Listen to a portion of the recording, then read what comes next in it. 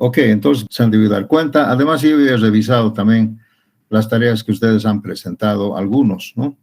Y he visto algunas cosas también interesantes, ¿no? Que cada uno de ustedes ha hecho un aporte a estas fórmulas. Bueno, lo que yo tenía pendiente era el exceso de agua, lo que se llama el agua libre, ¿no? Esto es un poco complejo, porque hay varios factores y parámetros que hacen un poco difícil el determinar realmente cuánto es ese exceso de agua. Pero nosotros, haciendo las fórmulas, viendo las fórmulas, podemos tal vez determinar cuál sería supuestamente el exceso de agua en caso de que nosotros colocamos más agua de lo que debería necesitar la hidratación, que ese es el tema. ¿Cuánto el exceso de agua, verdad? Entonces, lógicamente, el exceso de agua se da cuando nosotros utilizamos una relación de agua-cemento mayor a 0,38 o 0,39. ¿Y por qué hacemos eso? Porque queremos una mezcla fluida, trabajable, ¿no? Trabajable, plástica, pero en detrimento de la resistencia del hormigón. Entonces, esto del exceso de agua lo podemos manejar tal vez así, a ver. Aquí está todo. Vamos a hacer otro mejor. Acá. Mire, yo les voy a dar, ustedes ya han hecho esta práctica, así que ya conocen, ¿no? Ya conocen de qué se trata. Miren, si nosotros tenemos otra página, ¿por qué vamos a hacer la misma, ¿no? Y vamos a poner exceso de agua. Repito, el exceso de agua solamente se da para una relación agua-cemento mayor a 0,38 o 0,40. ¿Por qué digo eso? Porque esto también varía un poco. No siempre 0,38, podría ser 0,40. ¿Ya? Más o menos ahí se da el exceso de agua.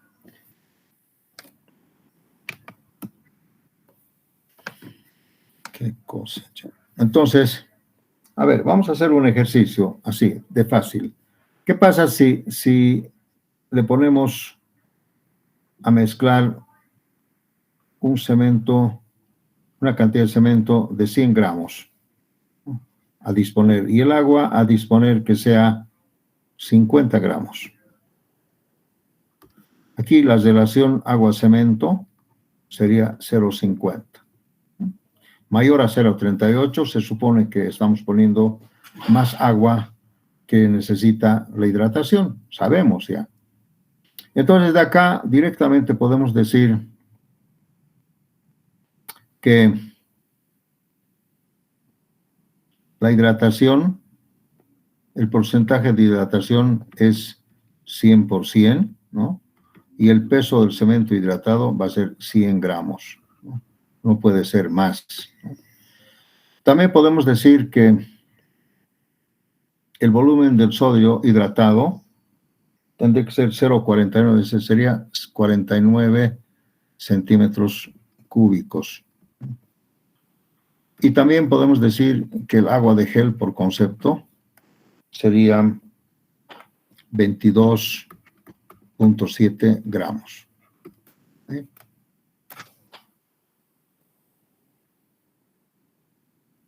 Y finalmente, podemos decir que el volumen de los capilares vacíos, como vemos, es 10,1 centímetros cúbicos. Si quieren, lo verifican ustedes esto.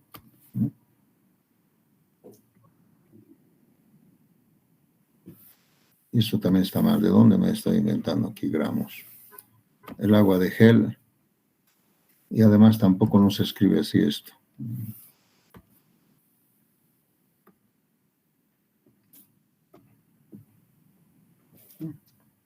Entonces, para esta relación tendríamos estos datos.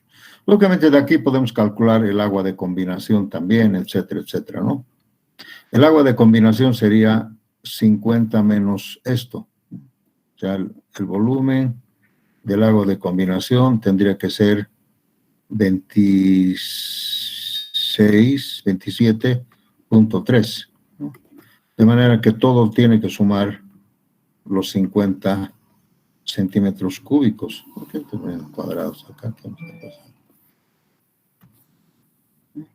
Recordando un poco, ¿no? Si yo hago esto, tendría estos valores. Podemos encontrar otros valores más. Pero aquí, ¿qué interesa? Aquí interesa, pues,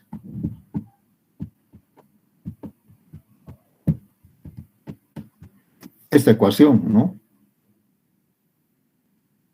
Que el volumen de los capilares vacíos es el volumen del cemento a disponer más el volumen del agua a disponer, ¿no?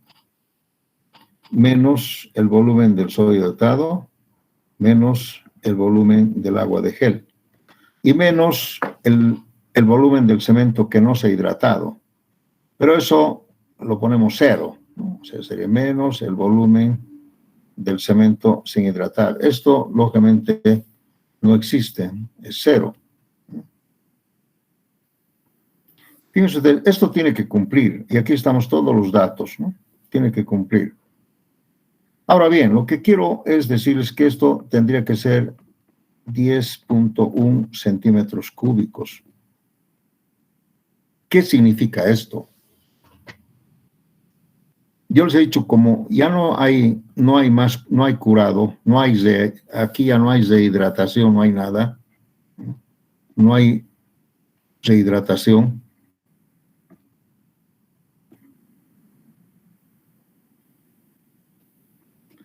Entonces, esto son los vacíos dentro del hormigón. Y estos vacíos, lamentablemente, me generan porosidad en el hormigón. Ustedes saben que esto debería ser cero. Al final, con curado y todo, debería ser cero. Pero aunque yo haga el curado, estos vacíos quedan. Y esto originalmente estaba lleno de agua.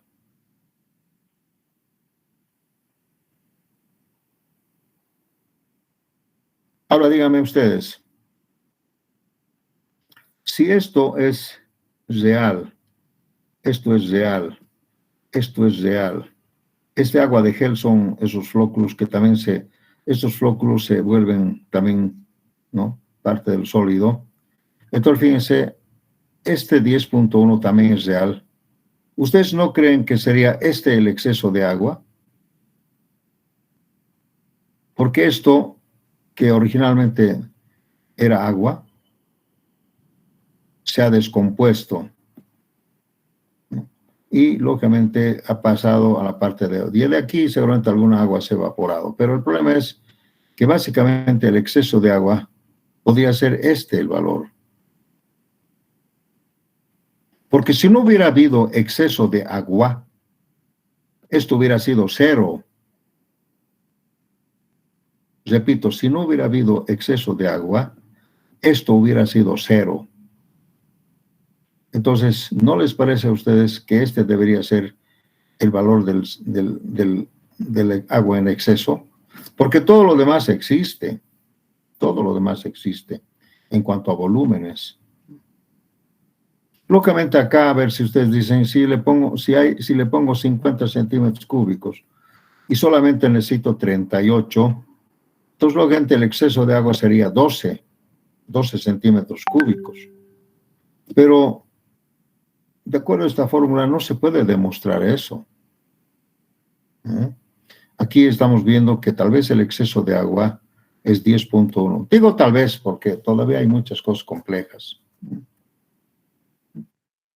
Porque una parte del agua de combinación, que es esto, justamente, ustedes saben que los capilares vacíos se producen del agua de combinación. Entonces, una parte del agua de combinación se convierte en contracción volumétrica. y la otra agua hace la combinación.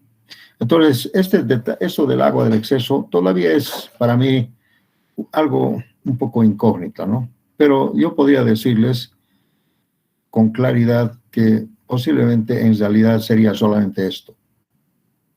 Pero hay muchas complejidades. ¿Cuáles son esas complejidades? Que a veces en el momento en que estamos haciendo la mezcla ya hay una evaporación. Ya no son 50 centímetros cúbicos, son menos, ¿ya? Entonces, todos estos también subjetivamente pueden variar.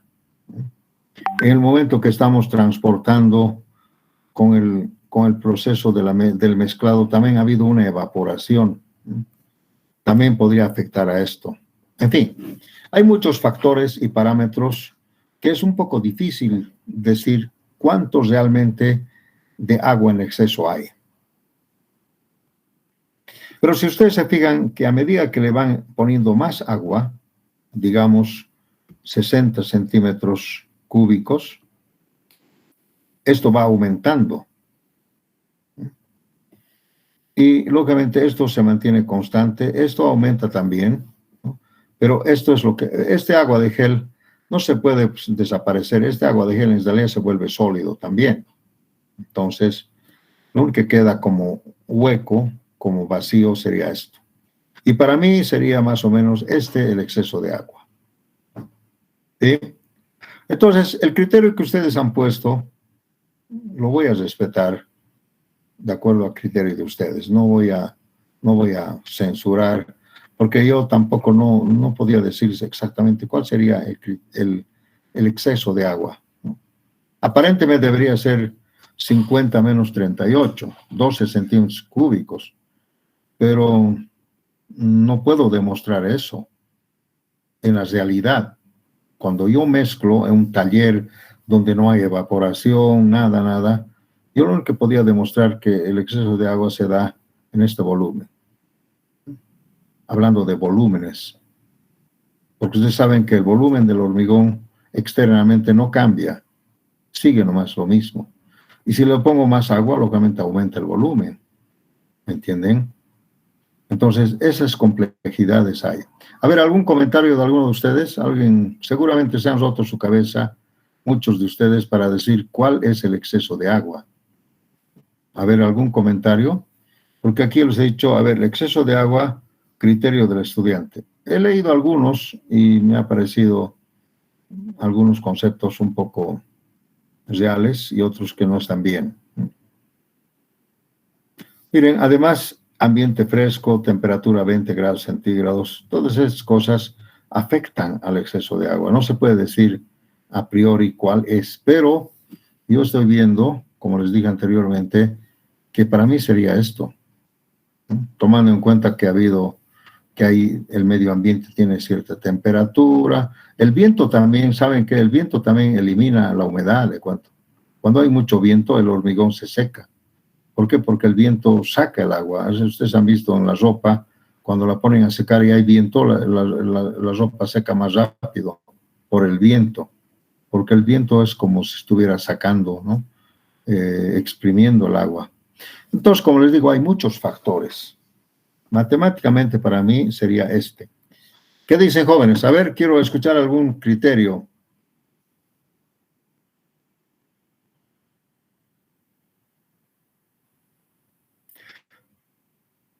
¿Alguien concuerda un poco conmigo?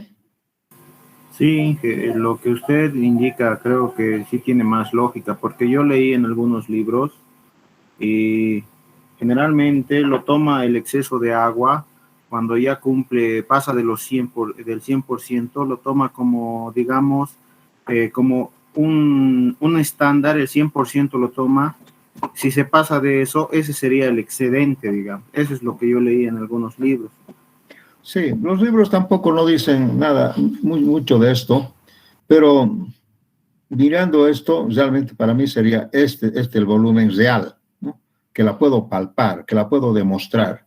Otro, como les digo, decir que si hasta los 0,38 la hidratación es 100%, tomando en cuenta el curado, eso es la diferencia, sería el exceso de agua. Me parece que sería ese un valor no muy real, ¿no? Eso es, jovencitos. Entonces, por favor, esto va a quedar así, en ese criterio. Muy bien. Una consultita. Dígame. Entonces, ya que vamos a tomar directamente el exceso del agua como volúmenes de capilares vacíos, directamente cuando ya supongamos, ¿no?, que en algún ejercicio haya exceso, ¿lo tomamos como 10.1? Sí, podría ser una respuesta la más aproximada, porque ya les repito otra vez, hay otros factores más que podrían hacernos equivocar. Hay otros factores, pero si en la física nos demostramos que hay estos vacíos, entonces esos vacíos han sido pues debido al exceso de agua. Porque si esto fuera cero, con 0,38 hemos visto que es cero, pues no hay vacíos, por lo tanto no tendría que haber ningún exceso de agua que afecte, digamos, a la estructura del hormigón. Otra cosa es decir que el agua se ha evaporado. Ya les digo, esa es otra cosa. Muchos dicen, por ejemplo, le voy a poner 50 centímetros cúbicos, pero en realidad solamente le voy a poner 40 porque los 10 se van a evaporar en el momento en que estoy mezclando, así. Entonces son pues valores un poco que no podemos, salvo que yo lo tomo, si era en un laboratorio, ya les digo, donde no hay viento, donde no hay sol, hay una temperatura, una humedad relativa, etcétera, así tal vez podríamos demostrar, y la única forma de demostrar así sería esto, que en realidad el exceso de agua sería esto. No podíamos demostrar de otra forma. Lo dejamos así. Para mí, esto es. ¿De acuerdo? Muy bien, jóvenes. Inge, una preguntita. Tenemos una fórmula de volumen de agua a disponer, que es 0.42 del peso de cemento hidratado. Como en este caso, si vamos a utilizar 50 centímetros cúbicos de agua, se va a hidratar el 100% del cemento, ¿verdad, Inge? No te entendí al final. ¿Me puedes repetir? Ha habido un ruidito por ahí. A ver, si dices, si le pones 50 centímetros cúbicos para 100 gramos de agua, ya sabemos que hay un exceso de agua. Ajá, en la fórmula de agua a disponer es 0.42 por el peso del cemento hidratado. No. Claro, eso es cuando no hay el curado, ¿no? Eso evidentemente nos puede ocasionar un error. Aquí dice 0.42, ¿dónde está?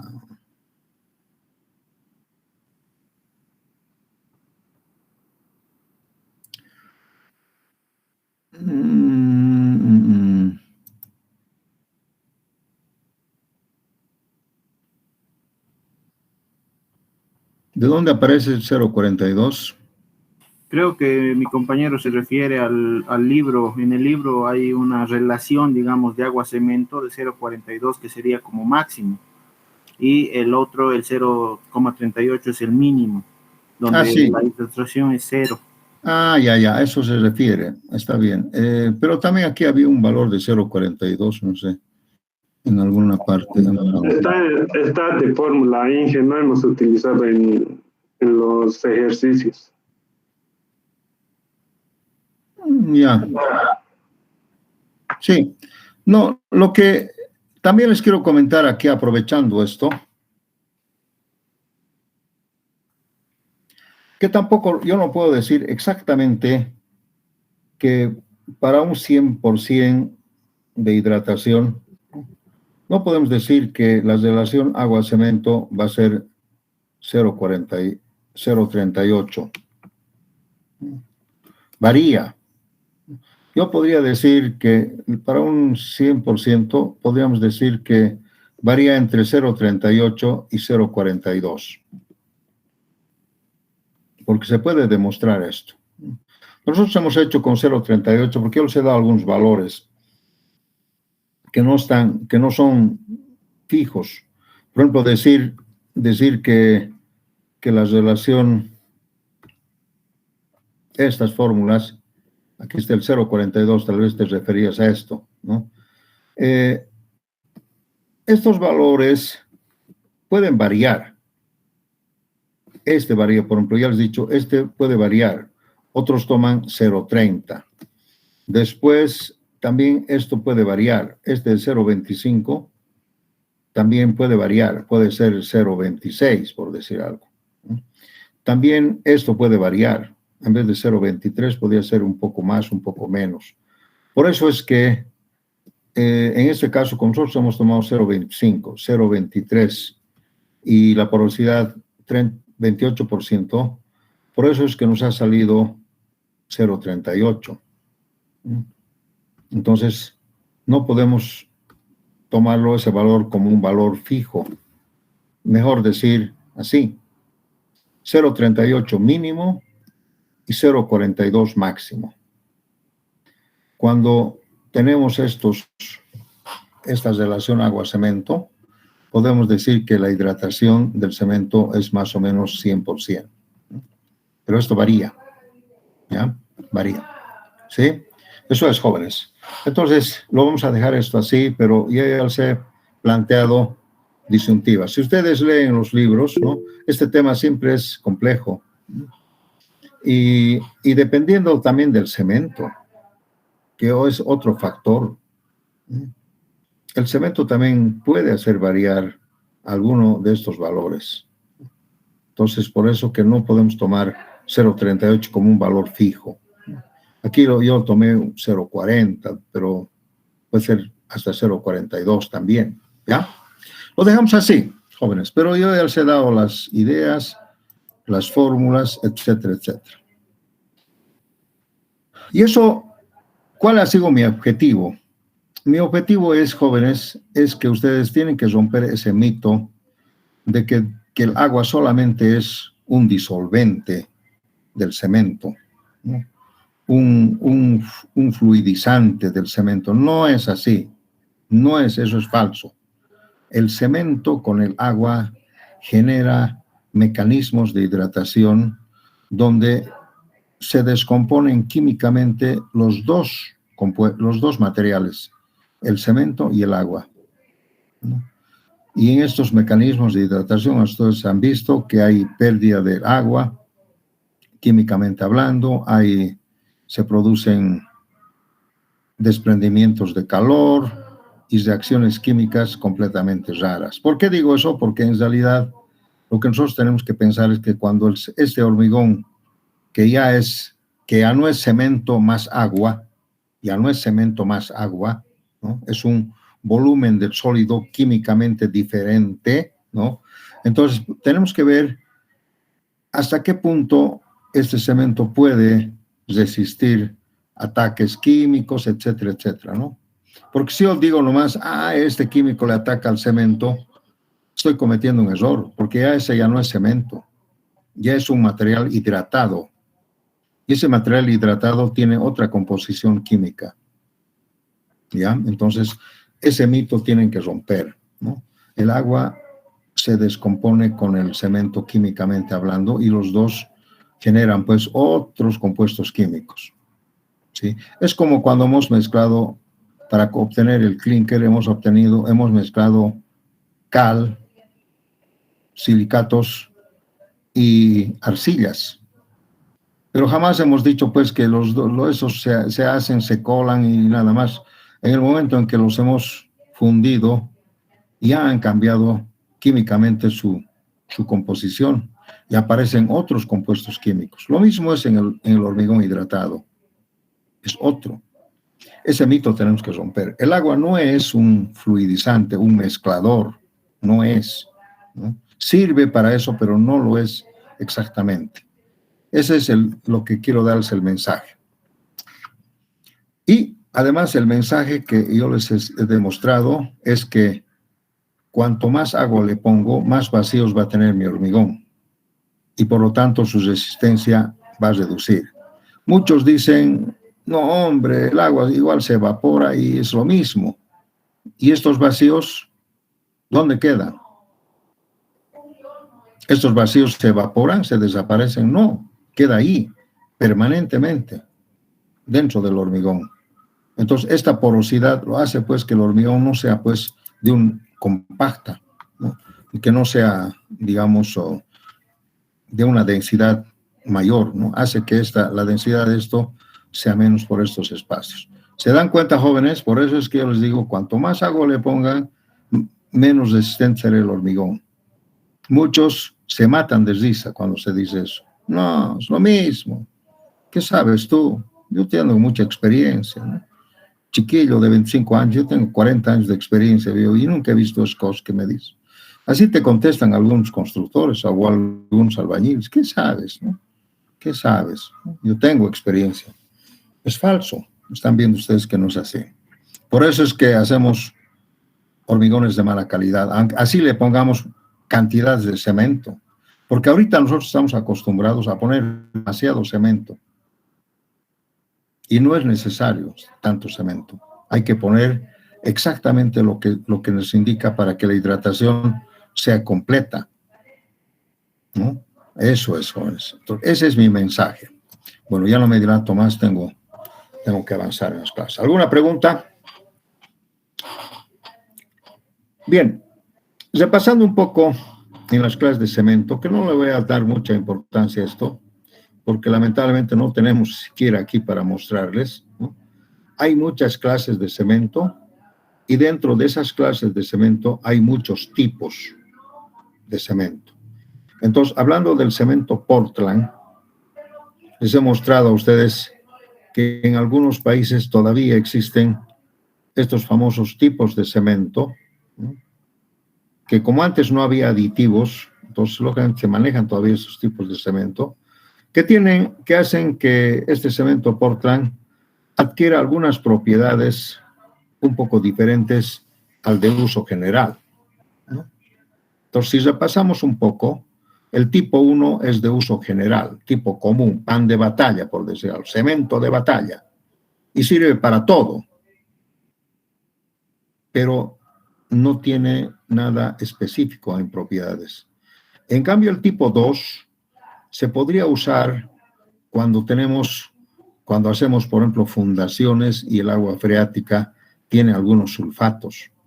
Entonces, ya no puedes usar el tipo 1 porque vas a ver que el ataque de estos químicos van a dañar el hormigón. Entonces, aquí dice que el tipo 2 puede resistir moderadamente el ataque de los sulfatos y además genera también un moderado calor de hidratación.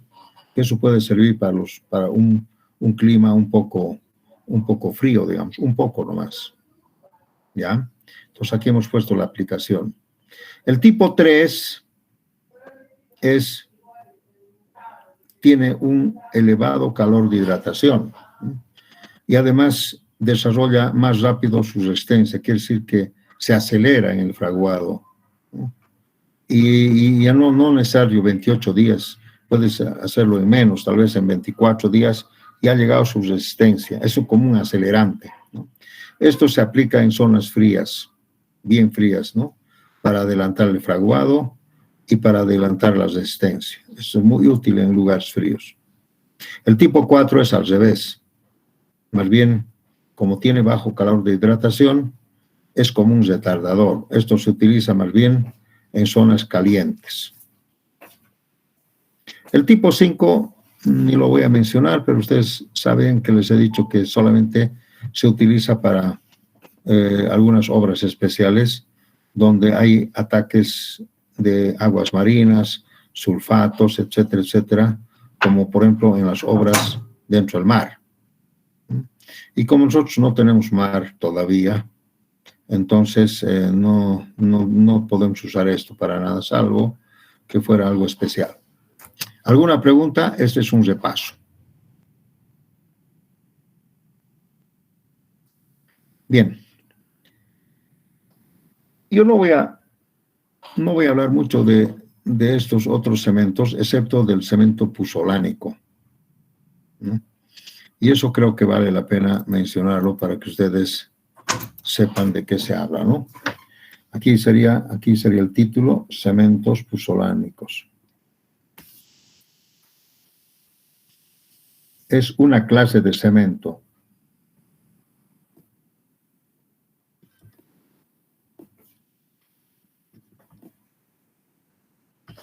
Los cementos puzolánicos utilizan la puzolana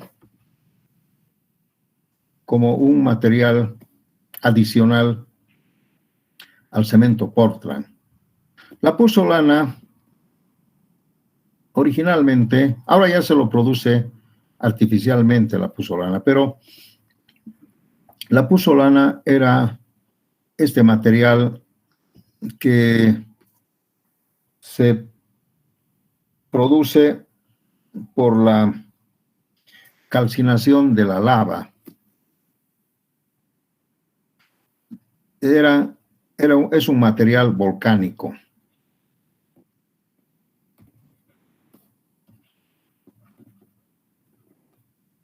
Entonces, recordando un poco, yo les decía que en Italia, en alguna parte de Europa donde había siempre muchos volcanes, la lava, ahora por ejemplo ha erupcionado en España un volcán, ¿no?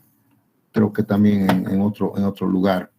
Entonces, esta lava que va bajando por la cordillera, a veces se encuentra material arcilloso en la superficie de la tierra, ¿no? O mezclado con algunas areniscas, lo que sea, y se convierte pues en una especie de una roca volcánica, ¿no?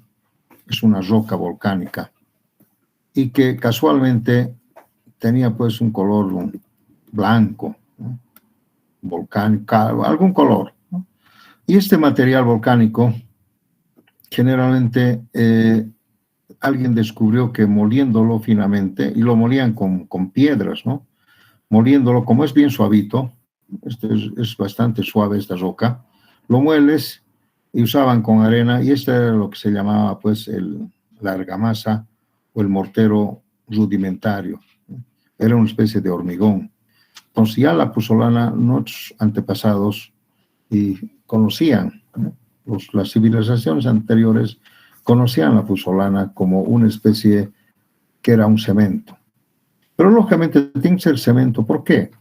Porque si ahí está la temperatura que nos genera la lava, y la lava va bajando y encuentra por ahí algunos materiales como arcillas, areniscas, piedras calizas, lo que sea. Entonces, lógicamente, pues, básicamente se produce, como decir, el clinker. Es el clinker puzolánico, podemos decir, ¿no? Que la temperatura nos ha dado por la temperatura que da el volcán, ¿ya? Entonces, esa es la puzolana. Y como verán ustedes que la puzolana no está en la receta del Portland, no está. Entonces, se ha visto que si tú le aumentas un poco de puzolana antes, mejoraba la calidad del cemento en cuanto a resistencias. Pero ahora le han puesto más, ¿no? Yo les he dicho que el cemento Portland solamente puede recibir materiales fuera de su receta solamente hasta el 5%. Si pasa más, ya no es Portland. Entonces, como aquí le ponen puzolana, por ejemplo, este cemento 1P30, ¿no? ¿Qué es este cemento? Este cemento dice, es el tipo 1, pero con puzolana. Y la puzolana colocan más o menos, creo que, no estoy seguro para el IP30, creo que le ponen 20% de puzolana. No estoy muy seguro. Y el otro, el IP40, por ejemplo, le ponen más, ¿no? Digamos 30% de puzolana. Y así, a medida que le van aumentando más puzolana, pueden conseguir otra. También hay otro que se llama el IP50. ¿Qué quiere decir el IP30? Esto quiere decir megapascales.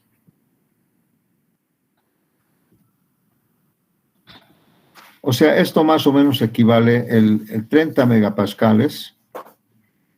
¿Cómo se escribe megapascales? MPa creo, ¿no? Equivale aproximadamente a 300 kilos por centímetro cuadrado. Quiere decir que este cemento, mezclando adecuadamente con los agregados y el agua, podrías, dice, encontrar resistencias hasta 300 kilos por centímetro cuadrado, o un poco más tal vez, ¿no? Una característica de las resistencias es 300. Eso no quiere decir que yo no puedo producir más de 300, puedo, pero dice que su característica es 300. En cambio, el 40 es 400, poco más de resistencia. Y el de 50 tendría que ser 500.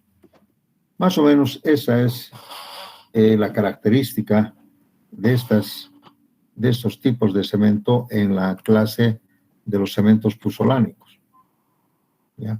Entonces, aquí por conocimiento nos tenemos que decir que esto no quiere decir IP, sino quiere decir 1, del tipo 1. Sería el tipo 1 del Portland, pero más puzolana. ¿Qué cantidad de puzolana? Equivalente a 30, a 40 o 50, poniéndole más puzolana. Eso es, jóvenes. Entonces, estos cementos de hace un tiempo atrás, tal vez de hace unos 15, 20 años, ha aparecido esta nomenclatura de los cementos. Yo les había explicado por qué, pero ahora está ya de moda, ¿no? El IP30, ahora dice que Cobo se va a producir el IP40. Una vez Viacha producía estos cementos. Ahora el cemento Camba de Santa Cruz produce también un cemento estructural que tiene no sé qué otra nomenclatura, no sé. Pero he visto que el cemento Camba es muy buen cemento, justamente porque adquiere mejores resistencias. Tal vez no sirve para albañilería, no sirve, porque tú no necesitas, en albañilería tú no necesitas mucha resistencia, lo que necesitas es más bien el pegamento, ¿no? La cohesión, que dure más, durabilidad. No me interesa mucho la resistencia, sino la durabilidad, ¿no? Entonces hay que tener mucho cuidado. El cemento Camba, por ejemplo, es un cemento porque justamente es estructural, ¿no? Por su resistencia, ¿ya? Y así sucesivamente van a aparecer otros cementos más de la línea de los puzolánicos. Entonces, el IP50 que alguna vez Viacha produció o anunció, no sé cómo, que es cuestión de ponerle más puzolana, ¿no? Entonces, dice, su característica puede ser 500 kilos por centímetro cuadrado. Con cemento normal, tú no puedes llegar a esas resistencias. Entonces, lo que hacen es que, como la puzolana además es un material que tiene un costo elevado, lógicamente, pues, se supone que tiene que ser para mejorar el hormigón, ¿no? La puzolana. ¿Alguna pregunta?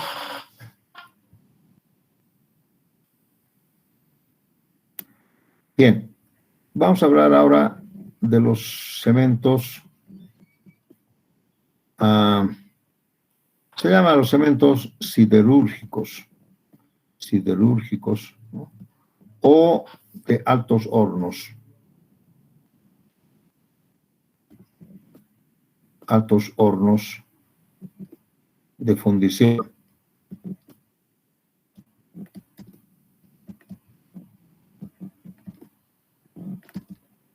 Esos cementos también en otros países existen y tienen esta nomenclatura, ¿no? IS40, sino IS tal vez 50 o tal vez así, ¿no? 60. También hay mezclados con la puzolana, pero no vamos a hablar ya, ¿para qué? Estos cementos aún son pueden adquirir más resistencia que los puzolánicos. Por eso dice 40, 50, 60 o tal vez más. Estos cementos se producen utilizando el material de fundición que se llama escoria. Es escoria. La escoria de fundición.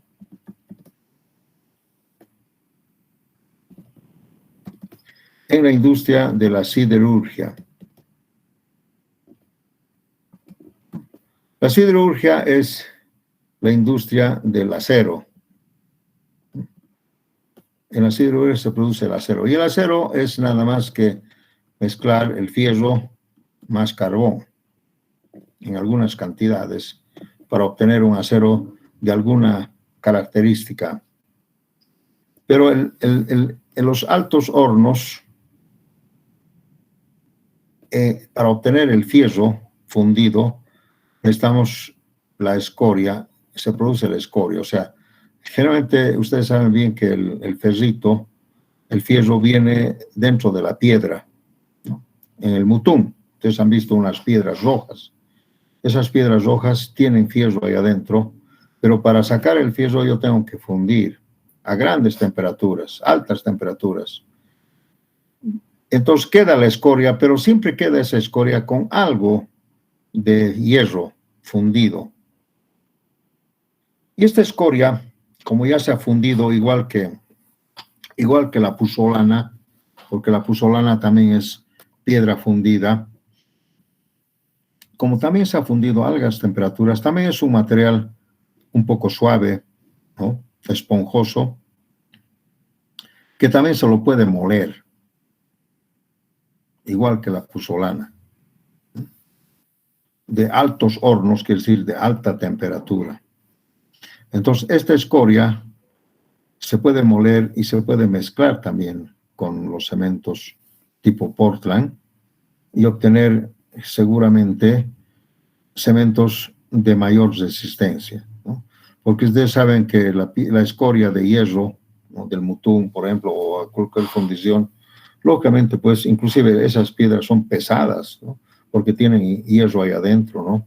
Entonces, son materiales, el cemento siderúrgico es pesadísimo, mucho más, tiene más, el peso específico del cemento puzzolano, o mejor dicho, siderúrgico, pesa, creo que 20% más del cemento normal. O sea, una bolsa de 50 kilos o de 100 es muy pesado, ¿no? En cuanto a su volumen. Estos cementos no hay en Bolivia, porque lamentablemente no tenemos la fundición, no tenemos la industria de siderurgia. En Oruro hay algunas fundiciones de estaño, no sé qué otras cosas, pero que también creo que han producido de alguna manera algunos aceros, pero no creo que haya buena cantidad, ¿no? Así es. Entonces, observen ustedes que estos cementos siempre tienen que ver con algo que se ha fundido, ¿no?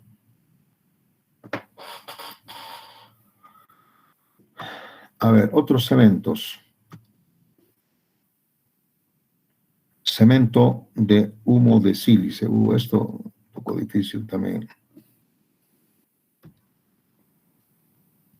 Pero hay que mencionarlo porque alguna vez hemos usado y también se ha hecho la aplicación y también ha habido varias tesis sobre esto, ¿no? Cemento de humo de sílice. Bueno, este es de color negro, te cuento, negro. Es como el hollín que decimos, ¿no? Y este humo de sílice se llama, ¿no? Humo de sílice de color negro. Se obtiene nada más ni nada menos de la fundición de los diamantes, de la fábrica de diamantes, ¿no?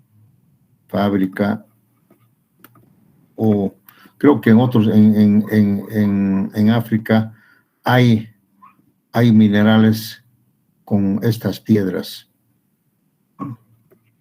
pero también hay diamantes fabricados, ¿no? Alguna vez se podría encontrar, creo, en algunas petas, el diamante, pero el diamante igual hay que pulirlo, hay que mejorarlo para que sea transparente. Ustedes saben que el diamante es el metal más duro de todos los materiales. Y por lo tanto su peso específico es tremendamente alto. Y pulir, cortar un diamante, debe ser una cosa terrible, ¿no? Entonces, ese hollín, ese humo que se va formando en estas grandes fábricas de diamantes, que debe costar una fortuna, además, se va recolectando y también se puede mezclar con el cemento Portland, ¿no? Y producir el cemento con humo de sílice.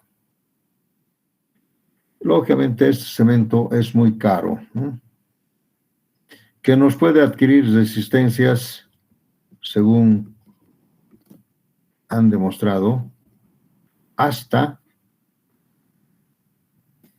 1.200 kilogramos por centímetro cuadrado. O sea, estos serían los famosos megapascales 120. ¿Sí? 1.200 kilos.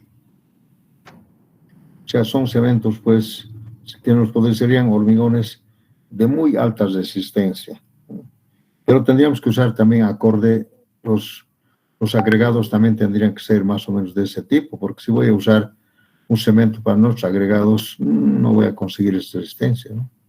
Ustedes saben que los agregados también podrían utilizarse la piedra mármol, la cuarcita,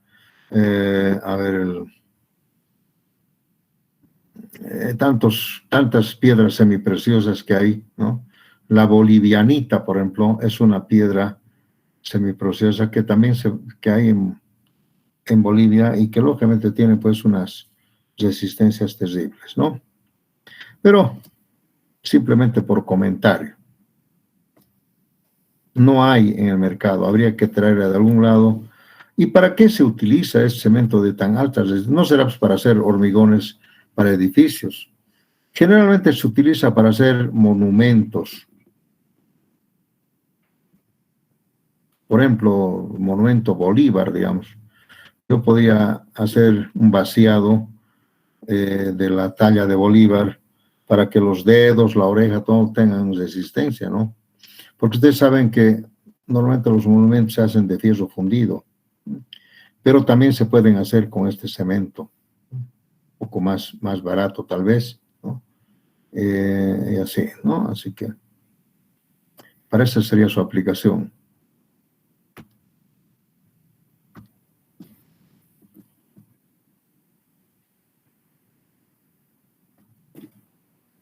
Esto tiene que ser de los diamantes, hollín de los diamantes, ¿no? Ese polvito que se va cuando vas puliendo sería ese, ¿no? También hay cementos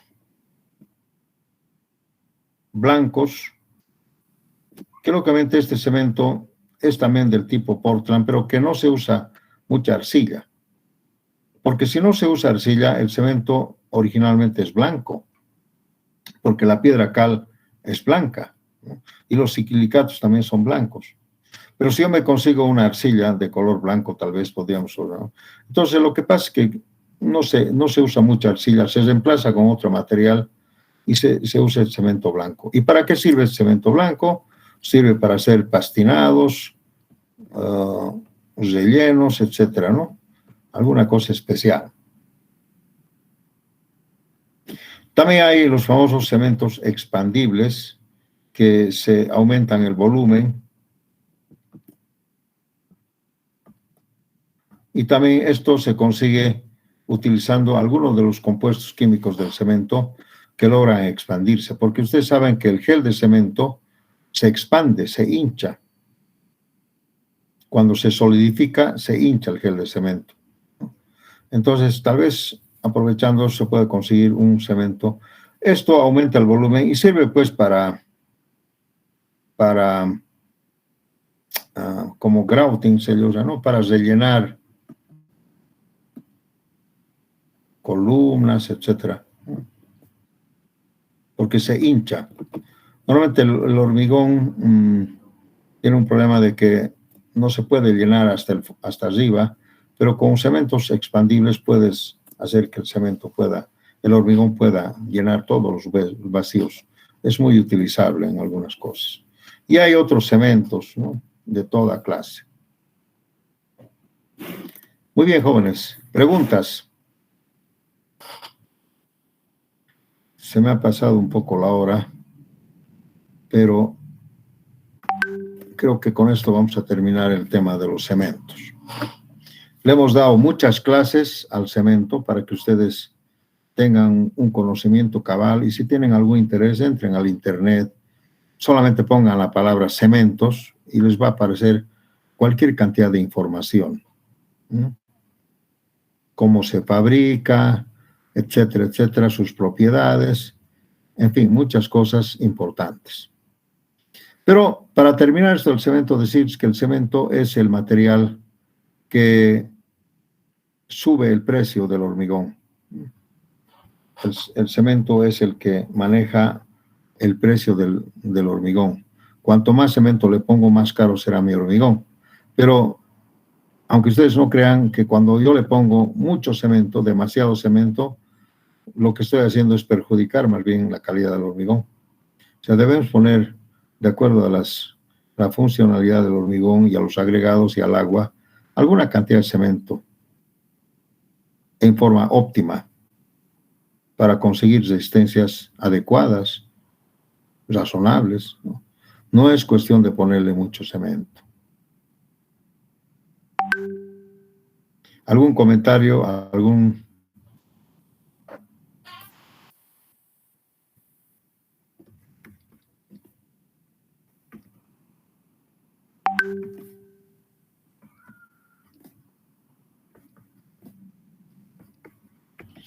Bueno, si no hay comentarios, vamos a dejar el tema del cemento y vamos a entrar ahora al tema del agua en el hormigón. Esto tal vez... Sí, adelante, jovencito. Sobre la práctica, ingeniero, que tenía que subir, ¿para cuándo es la fecha exacta? No se voy a coordinar. Está por ahí la auxiliar. Está Bani Mariscal. Buenas tardes, ingeniero. Hola, Bani, ¿cómo estás? ¿Les has planteado la práctica de los cementos? Sí, ingeniero, hoy día se lo subí, pero en el Classroom de usted no tenía fecha de entrega. Eso quería también preguntarle, ¿para cuándo? Lo haremos para el próximo lunes, ¿está bien?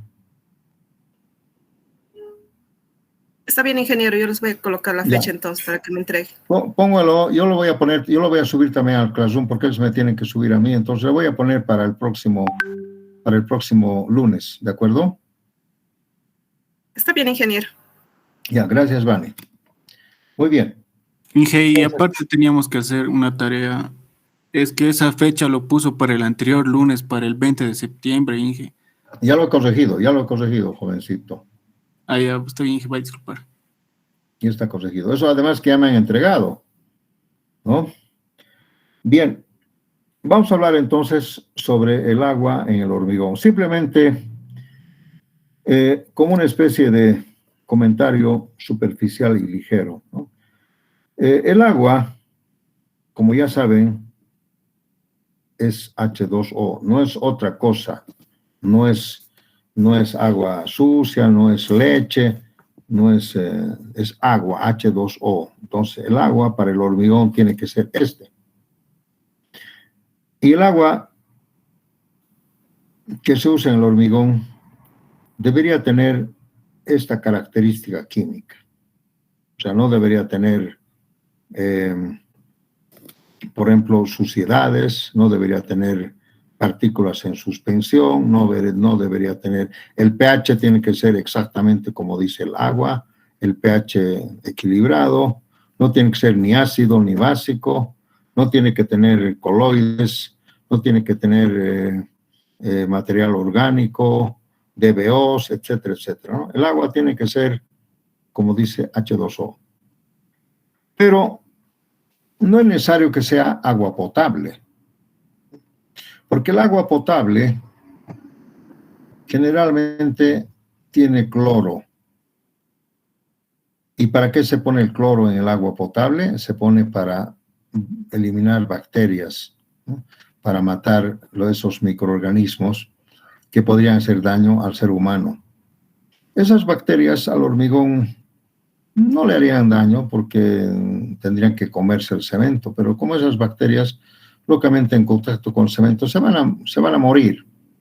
Entonces, pero el agua como es tan difícil últimamente de encontrar, podemos usar nomás el agua potable de Semapa, por ejemplo. Pero tal vez convenientemente sería bueno dejarlo reposar por lo menos unas 24 horas en un depósito para que se eliminen los hipocloritos, ¿no? Que tiene el agua. Entonces así tal vez podemos tener un agua sin cloro, ¿no? Bueno, pero en general les quiero decir que el agua para el hormigón debe ser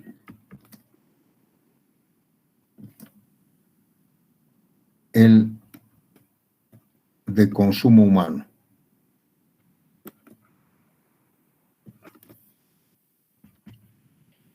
Pero les voy a dar yo también algunas características y parámetros admisibles, ¿no?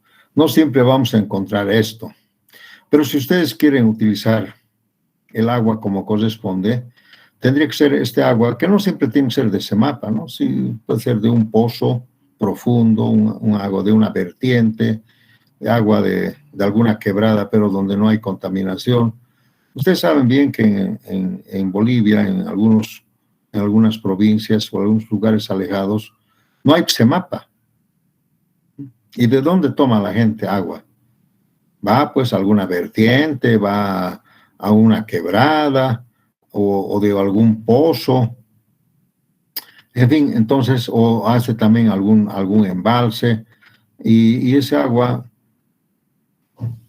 que consume el humano y no le hace daño, sirve para el hormigón. ¿Mm? Antiguamente, yo les podía haber dicho antes que podíamos tomar el agua del río, por decirlo, antes. Pero ahora ya no, porque ahora casi todos los ríos están contaminados. Entonces ya no podía decir lo mismo. A ver, imagínense, yo quisiera ponerle agua de la laguna Lalay. Olvídense, esa agua no es agua del consumo humano, es una agua que tiene muchos componentes que lógicamente ya no son H2O, cualquier cosa menos H2O, ¿no? Entonces, lógicamente hay que tener mucho cuidado.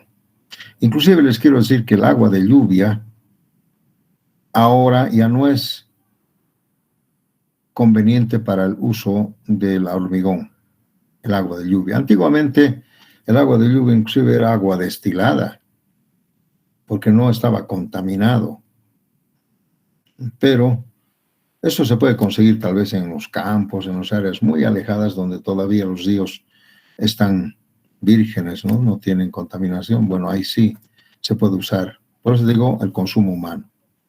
Pero en las ciudades, en las capitales de provincias y todo, ya no hay agua buena en los ríos ni en las quebradas, salvo que sufra algún tratamiento.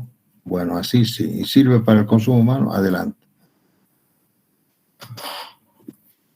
Entonces, básicamente ese es el agua que debemos usar para el hormigón. ¿Por qué digo eso? Porque lógicamente lo que necesitamos es H2O.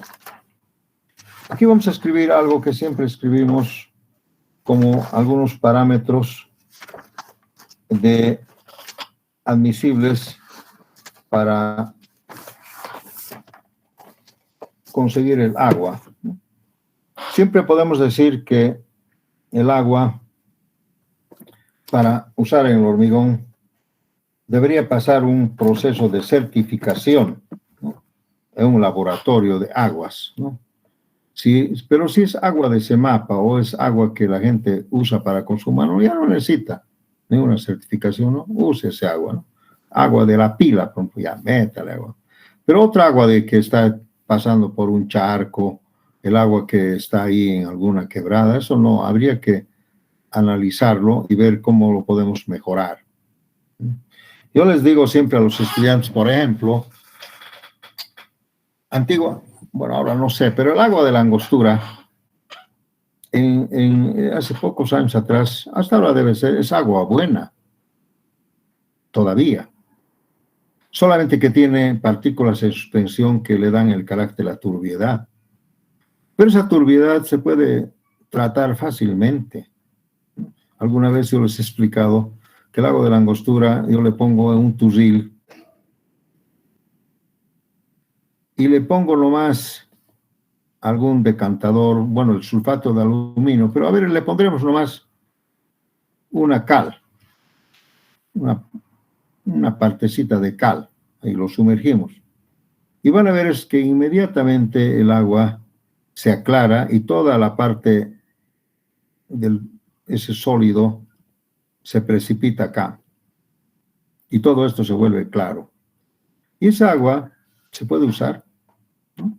Porque simplemente con ese tratamiento, no se da para tomar, pero se puede usar porque prácticamente esa agua es cristalina, no tiene, porque las partículas en suspensión es el lodo, y ponerle lodo al hormigón no creo que sea conveniente, ¿no es cierto? Entonces, lógicamente hay que eliminar las partículas de suspensión, que justamente son esos lodos que están suspendidos, ¿no? Entonces, lógicamente también el agua de la Angostura se podría usar, o cualquier otra agua que tenga cierto grado de turbiedad, se podría usar, pero siempre que hay que eliminar esa turbiedad. Sulfato de aluminio, algunas sales, etcétera, etcétera. Bien, aquí vamos a escribir algunos límites permisibles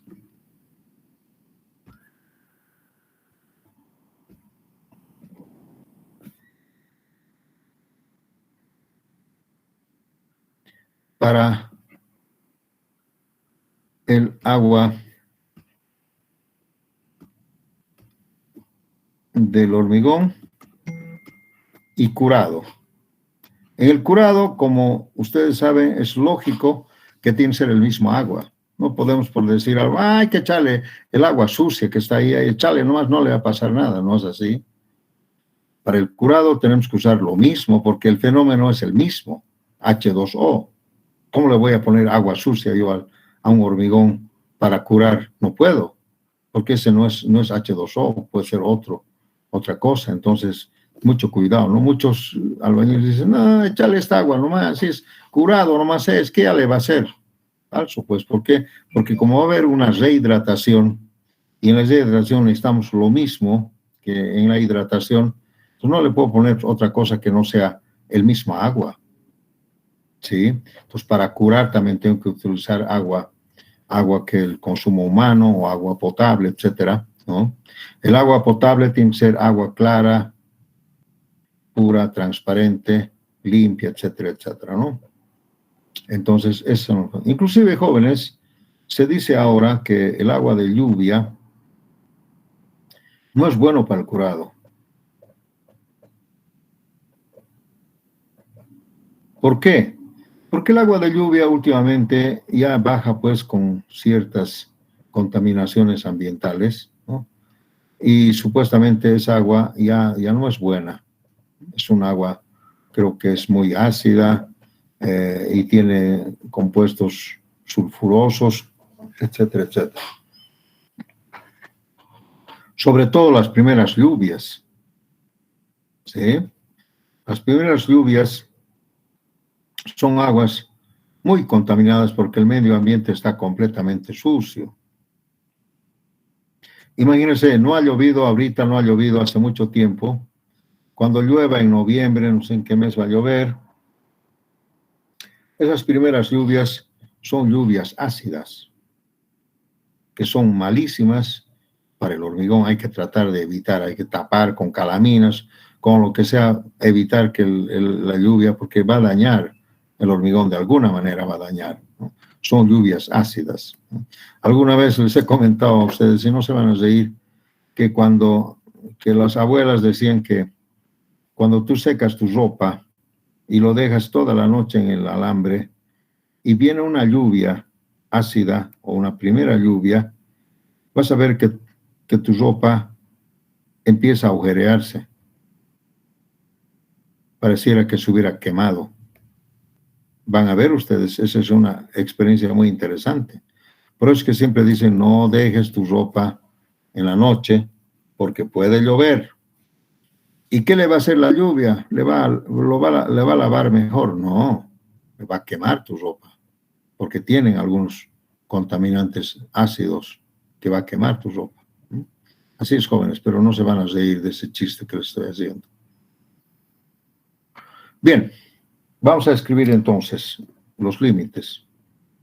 Aquí vamos a hablar primero de los sólidos en suspensión.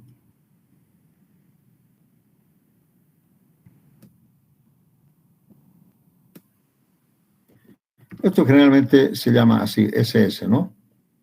Dice que se puede permitir como máximo, menor o igual, hasta 500, no, 5.000, ¿no? 5.000, wow. Hasta 5.000 ppm. Partes por millón. O sea, se puede permitir un poco agua con alguna turbiedad, pero solamente hasta acá, nada más. Por eso digo límites permisibles. Se permite. O sea, no tiene que ser pues transparente el agua. Puede tener algunas partículas en suspensión o algunos sólidos en suspensión. Permisible. Habla también sobre la alcalinidad.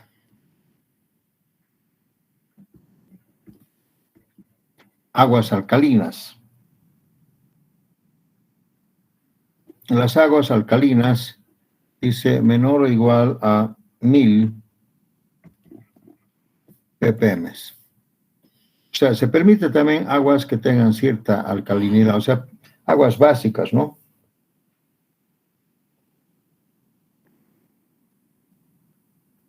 Otro parámetro, material orgánico.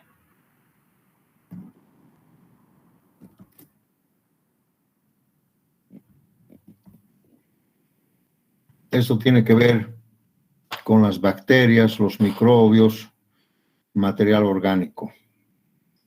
También dice que se puede permitir máximo, dice 3.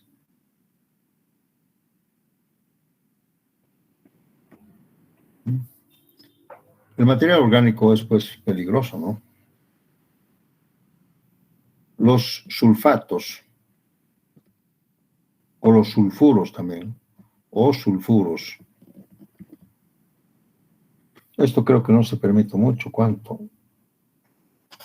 500 ppm. Cloruros, también se permite algo menor a 1.000.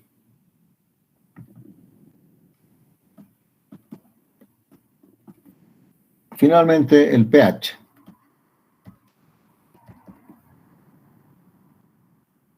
El pH tiene que estar entre 5 y 8. Cuando el agua, ¿cuánto de pH tiene cuando está bien equilibrado? Creo que 6, ¿no? O 7. Pero se permite un rango. O sea, el pH entre 5 y 8.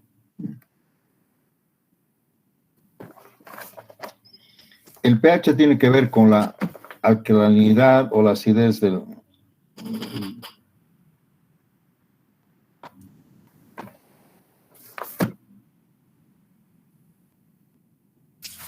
Bien,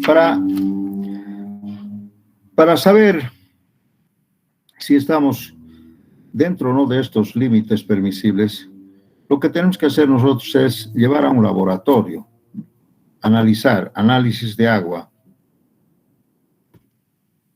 análisis químico. Necesitamos un análisis químico del agua.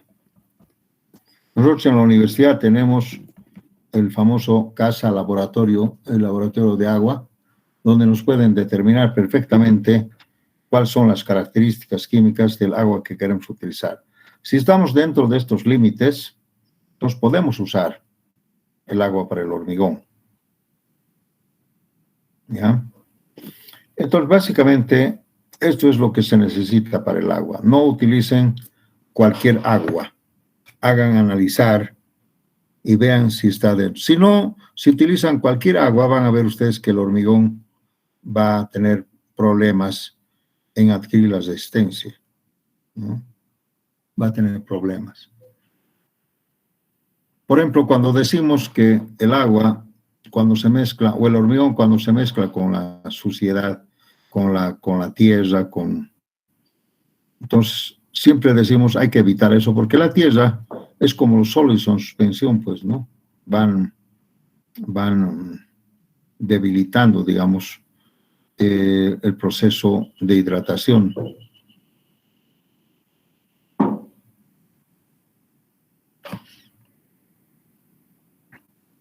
Cuanto más agua potable, pura, sea, lógicamente sin hipocloritos, ustedes verán que el hormigón es mucho mejor. Hemos demostrado en laboratorio, yo he demostrado varias veces esto, jóvenes. Tengo experiencia, conozco. Les quiero comentar una historia tal vez al respecto, no sé si es conveniente. Resulta que cuando estábamos haciendo el aeropuerto Jorge Wilstermann, aquí de Cochabamba, hace el año 1995, teníamos que vaciar grandes volúmenes de hormigón desde el puente, la plataforma de estacionamiento para los aviones, que ustedes han de ver que es una área grande, que tiene 28 centímetros de espesor, sin fierro. O sea, ya se puede imaginar la cantidad de hormigón que se ha utilizado en hacer estas obras en el aeropuerto, ¿ya? Y hemos usado miles de obras de cemento. Bueno, la cosa es que había que definir qué agua se iba a usar para los vaciados. Lógicamente, en ese tiempo, CEMAPA no tenía agua. Ustedes saben que Cochabamba se caracterizaba hace años atrás porque en Cochabamba no hay agua. Y en muchas casas no hay agua todavía hasta ahora. En la zona sur, bueno, ya gracias a Dios va a haber, pero en muchas casas no hay agua. Hay que comprar en tus hilitos, unos quistores. Entonces, imagínense en esa época, nosotros no podíamos tener agua de CEMAPA porque no había condiciones. Entonces, era preferible perforar unos pozos profundos. Se perforaron 2 pozos profundos de más o menos 100 metros de profundidad, para que lógicamente, además, que para el futuro, ¿no? Para que no estemos dependiendo de CEMAPA para utilizar agua, porque ustedes saben que se necesita harta agua, pero los bomberos utilizan cualquier cantidad de agua en caso de incendio de un avión, o lo que sea. Había muchas cosas que hay que ver en el campo aeronáutico. Entonces, salieron los resultados del agua. Había buena cantidad de agua, les cuento, buen volumen, todo, pero cuando analizamos, el agua era, primero que era salitrosa y salada, con sal. Entonces llevamos al laboratorio y el agua no cumplía con estos requisitos, porque tenía salitres. La sal le da la alcalinidad, ¿no es cierto? Entonces no cumplía, era salada el agua. Y eso que se profundizó bastante. Entonces, bueno, pues la supervisión no nos ha permitido utilizar esa agua, lamentablemente, ¿no? Nos mandaron una carta, terminante de ustedes, señores, el agua que ustedes quieren utilizar para el hormigón, así hayan profundizado 100 metros, 200 metros, lo que sea, no es agua que cumple con los requisitos. Terminantemente, o sea, gasto insulso. No podíamos usar de CEMAPA, porque lamentablemente CEMAPA también nos rechazó, porque dice no podemos darles tanta agua, porque no podemos ni abastecer a la población. Entonces, lo que hicimos, como todos hacen, era contratar una empresa que vaya y traiga agua de Calacala, no sé, habían ahí unos pozos. El agua es agua de Calacala, todas esas aguas que donde llevan los aguateros, lógicamente es agua potable, pues. Entonces, inclusive creo que no le hacen ningún tratamiento y es agua buena. Y años que consume la gente esa agua, ¿no es cierto? Entonces, tomamos esa agua, pero lógicamente se nos encareció el costo, ¿no? Porque había que contratar una empresa. Hemos hecho unos tanques grandes de almacenamiento y ahí eran los aguateros iban llenando el agua para su bombeo, ¿no? Así fue, entonces era una historia en que, pues, aunque diga la empresa hemos gastado no sé cuánto en perforar, el agua no servía para nada. Tal vez para riego, ni siquiera porque tiene sales. Entonces, ni siquiera para riego porque la planta también se daña. No es buena el agua en la zona sur, por lo menos ahí en la zona del aeropuerto, como se llama esa zona, Hawái o alguna cosa así, no es buena agua. Y ustedes pueden hacer la prueba, agua salada. Eso es, jóvenes. ¿Alguna pregunta, algún comentario sobre el agua?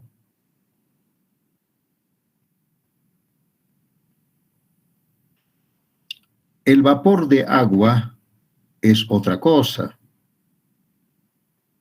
El vapor de agua es agua pura.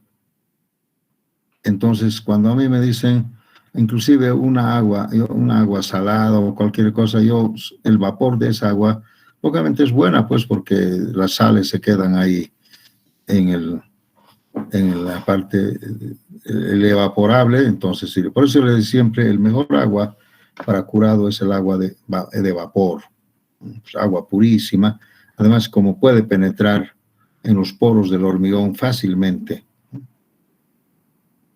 El mejor curador del hormigón es el vapor de agua. Cuando ustedes quieren hacer una obra de calidad, digamos, un vaciado ahí en su laboratorio, métanle al sauna, por decir, un vapor de agua pura, y van a ver que su hormigón se va a curar perfectamente bien y pues es posible que mejore mucho la calidad. El curado mejora la calidad del hormigón por el hecho de que logra rehidratar grandes partículas de cemento que estaban dormidos. ¿Y por qué estaban dormidos? Porque tal vez el agua se ha evaporado muy rápido y no ha logrado hidratar. Alguna cosa puede haber pasado.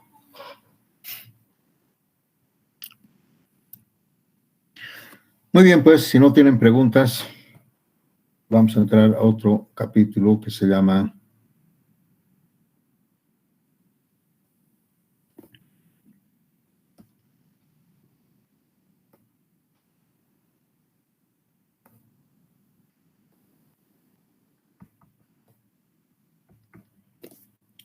pero básicamente los agregados por definición son los materiales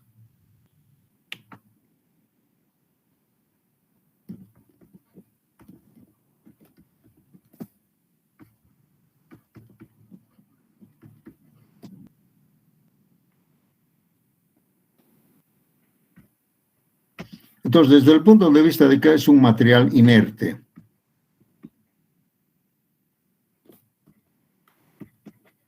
Pero sin embargo, los agregados le dan pues la condición de resistencia y le dan la condición de dureza, de compacidad.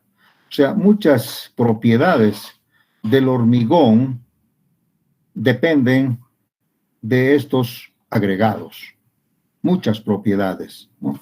Por ejemplo, la resistencia, ¿no? Al final, la resistencia me da el agregado, la compacidad, esa densidad, ese peso específico me da el agregado, la dureza, la durabilidad, es gracias al agregado. Y en fin, muchas otras propiedades y características son debido al agregado. Además, el agregado me da volumen, me da resistencia, ¿no? Me da peso específico, etcétera, etcétera. Entonces, el agregado además, con su condición pétrea, me permiten pues obtener volúmenes de hormigón. O sea, generalmente casi 3/4 partes en volumen, o en otros el 75% en volumen son los agregados.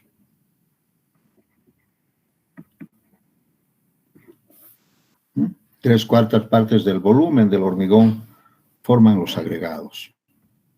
También se dice, jóvenes, que cuando decimos que el hormigón es un material muy resistente en compresión, que puede ser capaz de tomar la resistencia del agregado pétreo que lo compone.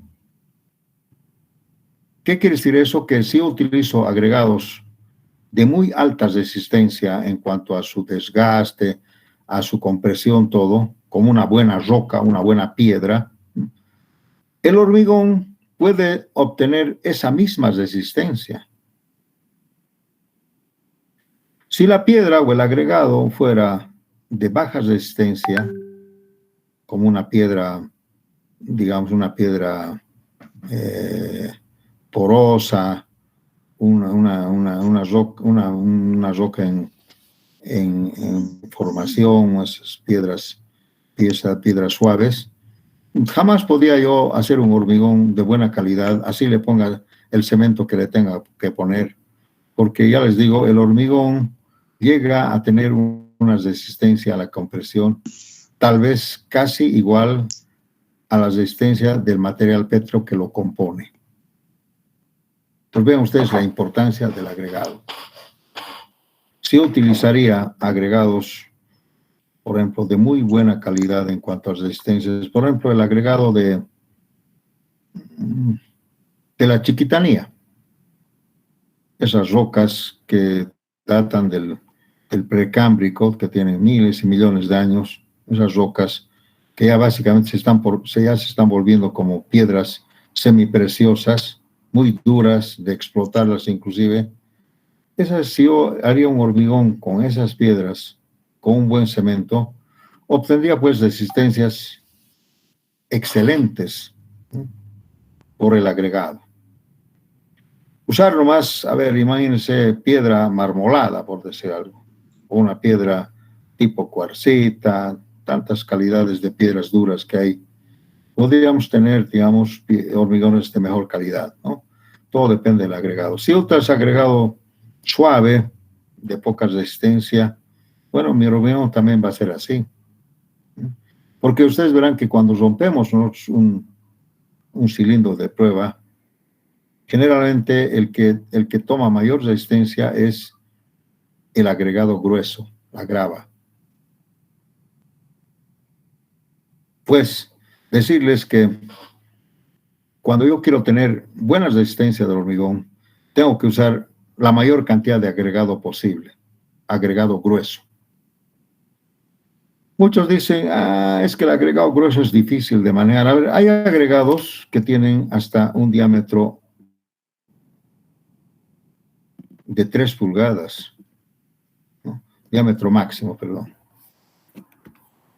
El agregado grueso puede tener un diámetro máximo hasta 3 pulgadas. Ya 3 pulgadas sí es una piedra bolón.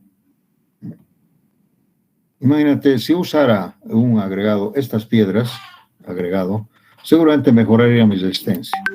¿Por qué? Porque además que no necesita tanto cemento, el mortero ya no se necesita mucho, y puedo tener resistencias grandes.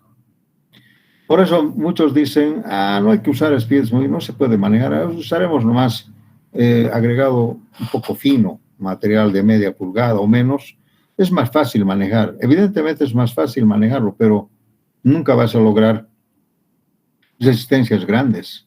O sea, la resistencia le da pues el agregado grueso, la grava, como se dice. Entonces, mucho cuidado, porque muchos dirán, no es lo mismo. Hay también un mito, ¿no? Es lo mismo usar agregado de 3 pulgadas, de 2, de 1,5, de 1. No, señores, no es así. Si tú quieres usar menos cemento y quieres hacer hormigones de muy alta resistencia, usa pues un diámetro máximo de agregado bastante grande. 3 pulgadas, 2,5, 2, 1,5, ¿no? Ya son piedras, ¿sí? Pero lógicamente no se puede usar pues este hormigón en algunas obras, como por ejemplo vigas, columnas, donde hay mucho acero. Entonces la piedra se va a trabar, se va a atascar y no va a fluir. Entonces para eso es que se usa lamentablemente agregado un poco más fino, ¿no? Pero si yo quiero hacer un bloque de hormigón, un pavimento rígido, puedo usar nomás agregado grueso y voy a usar cemento, un montón de cemento, mucho dinero. Entonces todo depende de eso. ¿Alguna pregunta?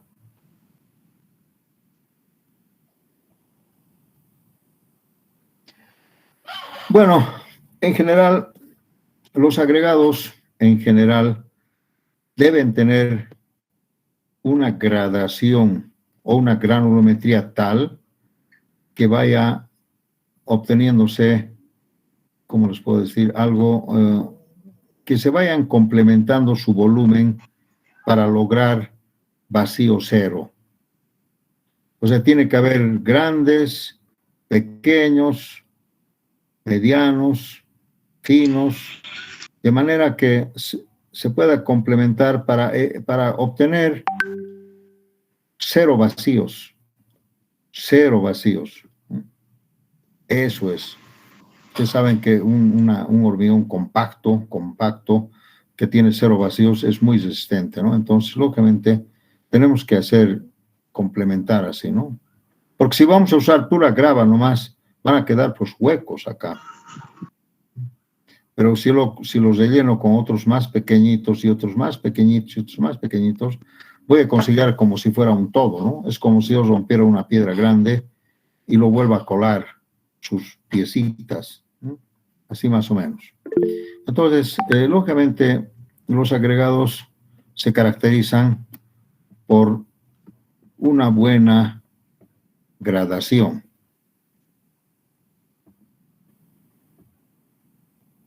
Y esto tiene que ver con la granulometría.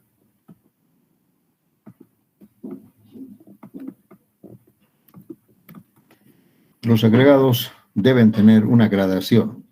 Si quiero usar de 3 pulgadas, la otra tiene que ser menos, así, ¿no?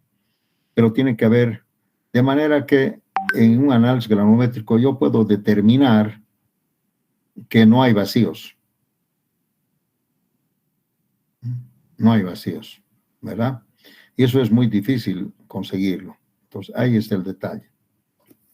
Pero, sin embargo, vamos a hacer muchos cálculos y diseños sobre esto. Pero, sin embargo, entonces vamos a definir el material pétreo, ¿no? Que cumple una reacción química de un material inerte, ¿no? Y le da muchas propiedades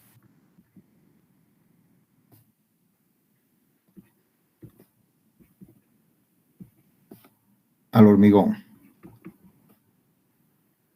Entonces, cuando hablamos de propiedades y características, vamos a hablar sobre esto, ¿no? ¿Qué es la resistencia, la compacidad, la dureza, la durabilidad, la flexión?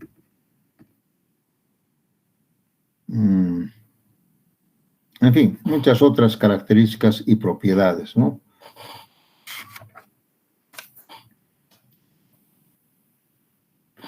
Bien, esa ha sido una pequeña introducción para los agregados.